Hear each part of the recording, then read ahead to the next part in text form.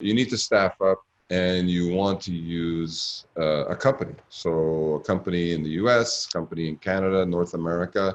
What is your process of finding the right company? Do you have like, track companies that have worked with you in the past? Do you Google? How does it work? Well, I was very fortunate at my at, again at the medical company I worked for. I was very fortunate they had a sourcing group that they had a guy there that was really good at identifying all the different contracting companies, and you would find these people and we would bring them in and have them do little dog and pony shows, uh, and to evaluate if they've done projects similar to what we were working on, and so on.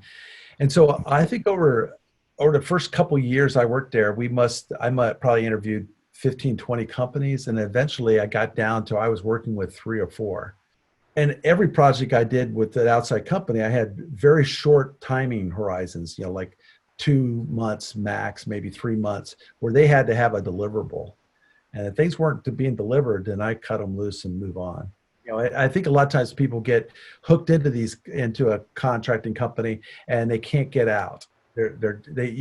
Especially when you're starting with them, you need to do some test projects, small projects, and see how they perform, and see if you like how they manage the project. Do they give you project management plans? Do you see the assets? Do you look at the source code? Does the source code, is it commented?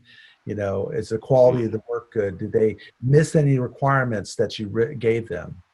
You Mm-hmm. know, but do it in a small project before you give them a $20 million project. That's good. That's a good process. That's a very good process to have. We deal with a lot of clients that kind of do that process, and I like the fact that you have options too, right? So you're not tied into one company, and of course you have the budget also to kind of manage it that way. Yeah, we're fortunate, working in the medical device industry, budgets were never really a problem. We always had plenty of money to work with. Whereas, I've been working with startups, in the last few years, and they never have any money.